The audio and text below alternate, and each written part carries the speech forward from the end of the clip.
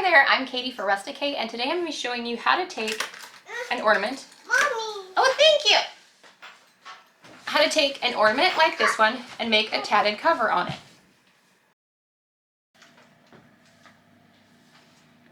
Alright, today I'm going to be showing you how to make two tatted ornaments. I'm going to be doing a tatted cover for this gold standard size ball and a smaller cover for the red ball. It's going to be the same pattern for both, but when I attach them to the ball, I'll show you how we can make the size adjustable so it'll fit a variety of sizes. Alright, let's get started. So the first step that we're going to do is we're going to remove the tops. As long as you're gentle, you can just squeeze the upper wire part and it should pull right out. And then we're going to do the same thing with this.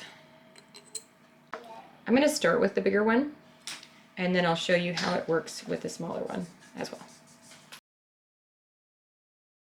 Alright, so I'm going to first start by tatting a ring that'll fit around the top of the ornament. I'm going to put it aside. You're going to thread your needle with a tail that's going to be about 12 inches. It can be a little shorter this time because you're just making one large ring, but I always like to do 12 inches just to be on the safe side. And then you're going to go about 12 inches to 2 feet down your thread towards your thread ball before you start your first double stitch. And then I'm going to make one double stitch.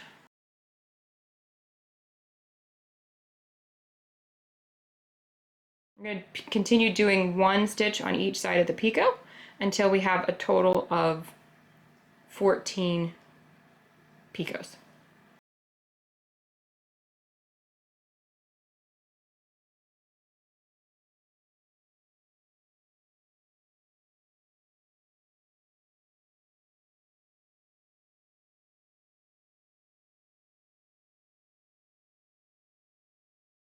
And these are just going to be your standard picot size. So I'm going to go ahead and I will get all 14 on my needle and then I'll show you the next step. Okay, so here are 14 picots separated by one double stitch on each side of each picot.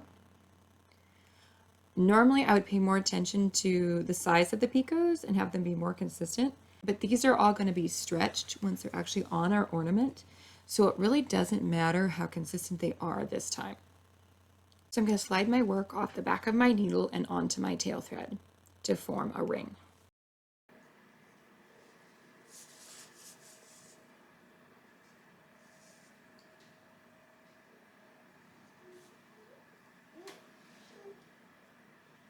Just remember, when you make your ring, you're going to always pass your needle through that tail thread before you close it completely. All right, and on this one, what I want you to do too is before you actually tie your knot, bring your ornament back over, and we're going to make sure it's the right tension to fit over your ornament. And one thing you can do if you have a larger ornament is you could always do 2 double stitches between your picots. Okay, and when you're doing this, be careful because on some ornaments this is actually like a raw, sharp glass edge. All right, and you can see on the back side, this part is just the open loop tail. So we're going to loosen our picots up until it fills that space completely and they're evenly spaced.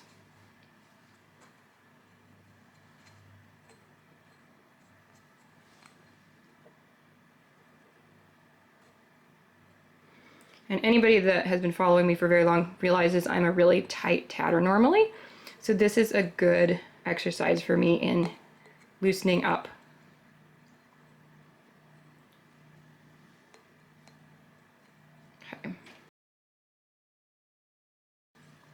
Okay, now this is evenly spaced and it's nice and loose, actually, you can see. So while this is a little bit loose and I can slide it on and off, I'm going to go ahead and tie a knot on the back side, and then I'll take my tatting off and go from there.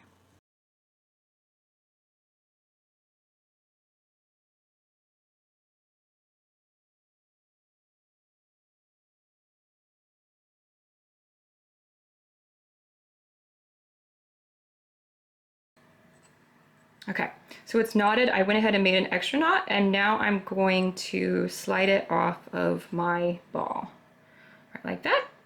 And that is going to be our top kind of crown for our ornament. Okay, so at this point, I'm going to go ahead and cut my threads and cut them out about 6 to 8 inches so that I can thread them back through my tatting before I cut those thread ends. All right, so I have already threaded through the thread that went to the needle and cut it and trimmed it off. Now I'm going to show you how I'm going to do the same thing with the thread that goes to the thread ball. So I'm going to go down the thread about 8 to 10 inches and then cut that thread. Then I'll thread this one through my needle.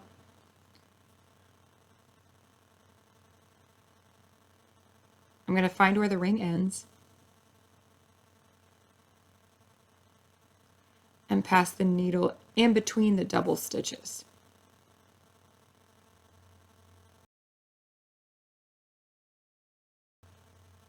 Anybody that's tatted a lot, this ring is going to look kind of sloppy to you because it's very loose, but you'll see as this pattern comes together how this works and how this is beneficial.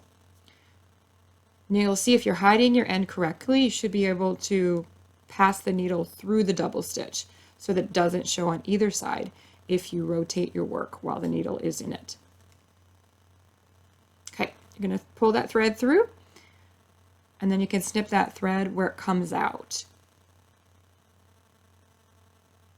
of your tatting. Okay. So at this point, you should be able to really slide that tatting around and adjust those picots, but we're not going to worry about this too much because, as we said before, those picots are going to be stretched. So we're going to set this aside and work on the next piece. And this is after I put the tatted ring on top. And as you can see, it fits pretty good. And there's that inconsistency I was talking about in the picots, because on this one it doesn't really matter because they're going to be getting stretched. But you just want to make sure you keep those double stitches loose enough that when you close your ring, it fits on your ornament well.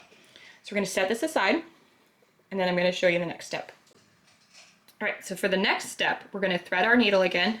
Again, I'm going to be using 12 inches of tail roughly, and then starting roughly 2 feet down the thread towards the thread ball before I start my first stitch. I'm going to be making a sequence of rings. Each ring is going to be 4 double stitches separated by 1 picot, 4 double stitches, and close. So again, we're doing a ring. So 1, 2, 3, and 4. 1 picot, 1 double stitch, 2 double stitch, 3 double stitch, 4 double stitch, like that.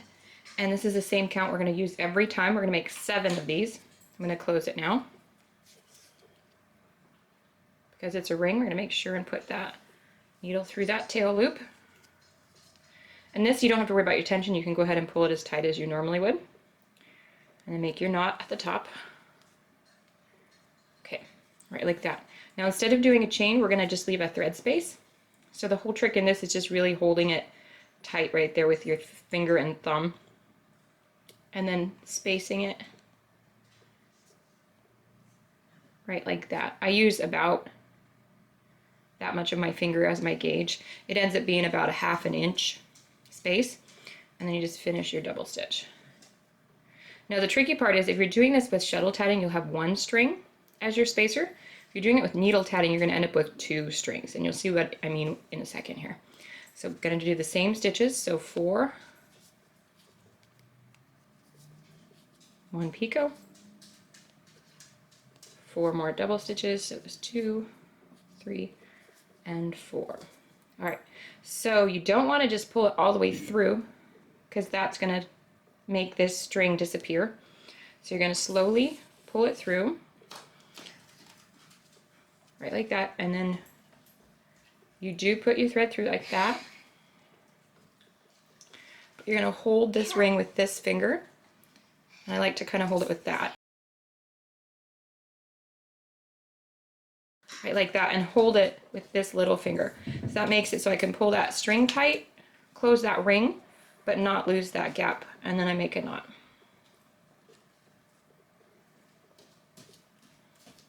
Right like that. At this point, I do another spacer and start my next ring. I'm going to do the same exact thing until I have a total of 7 rings.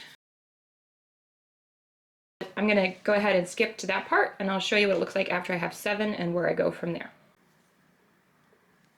All right, so we have 7 made. We're going to close this and form kind of a ring, but it's going to look messy because of the strings. We're going to find the end one, and that's what we're going to tie off to. All right, so this is the end. This is the very first one that we made. Going to place our needle through it right at the base. Pull it through. It's going to be kind of tight.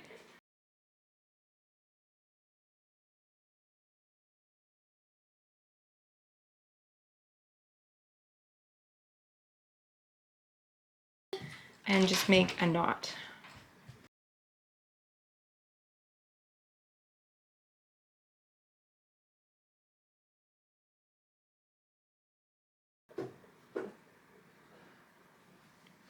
Okay, now we're going to bring this string over.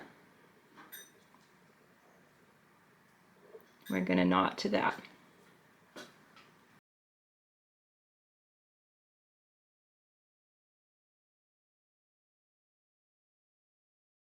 And then I'm going to make an extra double knot after I insert it through the base of the ring again. This is just going to make it extra strong because of the fact that it's that joining connection. So here's the knot again. Okay, so I'm going to go ahead and hide my thread ends, and then I'm going to cut my thread. And then I'll show you how to attach it to the ornament. All right, so we have our centerpiece that we're going to use finished. We have our top piece on, which is finished, our ring. And then I have cut and threaded roughly 5 feet of thread onto my needle. And I've cut that off of my thread ball. Now what I've done at this point is I threaded it through one of the picots, doesn't matter which. And if that's too hard, you can use a needle. Thread the needle and use it and then unthread it. Or you can use it this way, but then you have to pull all 5 feet of thread through. So then you're just going to make a knot. You just want that thread to be secured, right like that. And then this might be a little messy, so we'll see how this actually comes across. This is how you're going to thread it all together. You're going to take this, lay it on the bottom. There you go. So that's the bottom of the ornament. You're going to put your fingers there so it doesn't slide too much. And then we're going to bring it up, put the thread through one of the picots. Because you have so much, you have to make sure it doesn't tangle.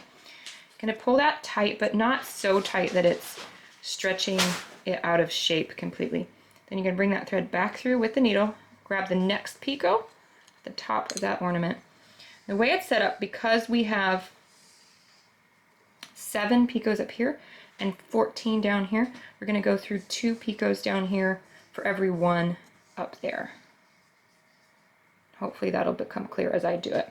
All right, so I've just done 2 down here, so I'm going to bring it back up and put it through this same picot again.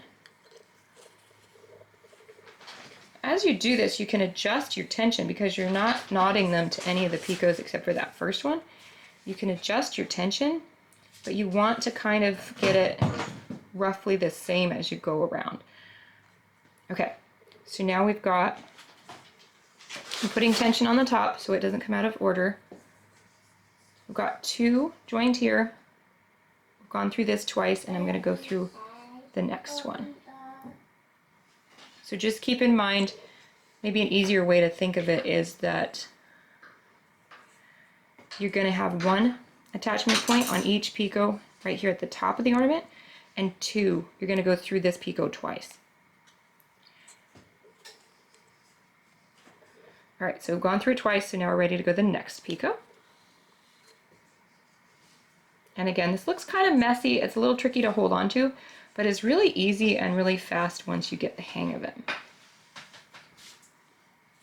And when we're done, I'll show you what the ornament looks like that I did in a gold thread.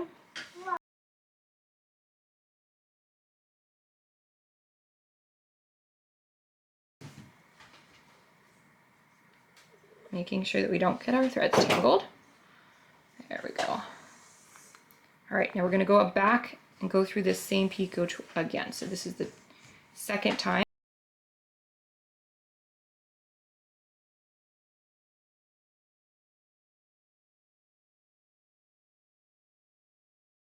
go. All right, we're ready to go through the next picot on the top.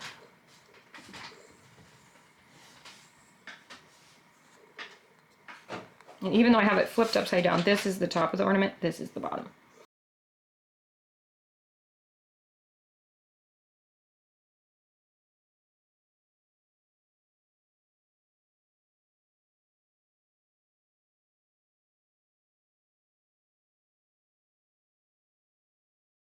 This is our last one. And even up to the last one, you can do adjustments. It's obviously better if you got it right the first time.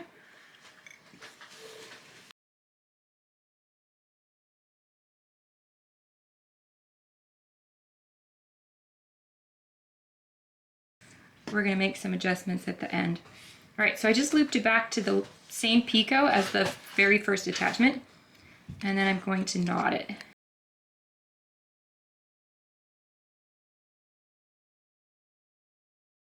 So I'm going to go ahead and snip my thread, then I'm going to come back and do adjustments.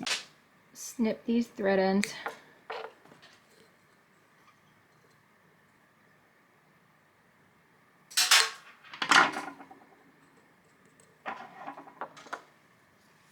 Put my scissors away, they're very sharp.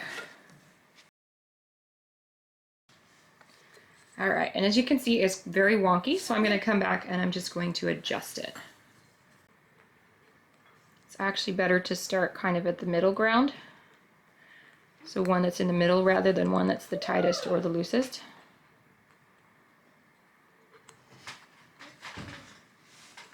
I'm just going to pull with my needle.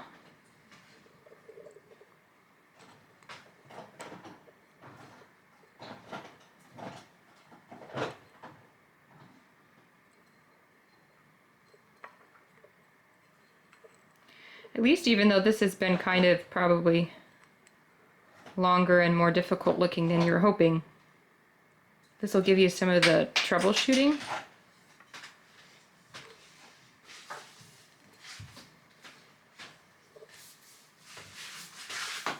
Sometimes I feel like the how-to videos are too perfect and then you don't know what to do when it doesn't work out so easy.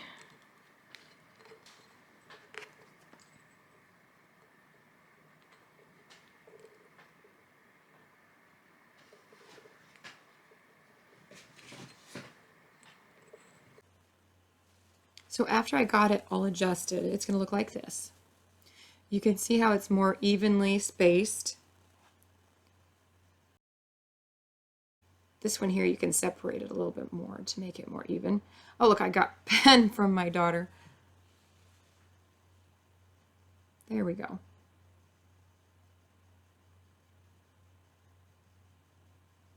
And there's the knot. It shows a little bit. You can see it really has a pretty design to it. At this point, we're ready to put the cap back on. I don't know what it's called. I'm just calling it a cap. It's where it hangs from. A hanger, I guess. Right like that. And you can hang it on your tree. You can give it as a gift. Quick, fun, tatted ornament.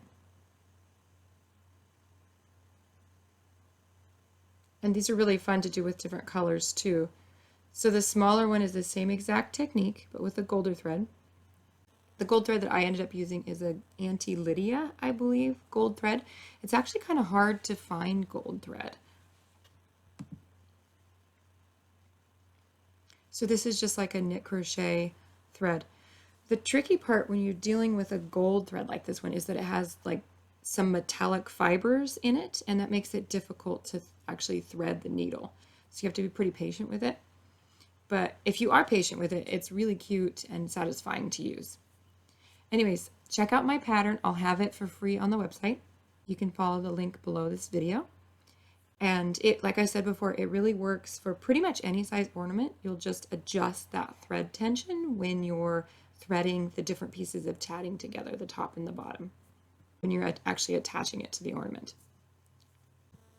I hope that you enjoyed this video, and if you did, please give me a like, a comment, share. All those things really help. And if you haven't subscribed already, please do so. I would love it if you did and could stay in touch. And when you do subscribe, make sure and hit that notification bell so you'll get notified of all new content. You can also check out the RustiKate.com website. I look forward to seeing you again next time. And again, thank you so much for watching. Bye.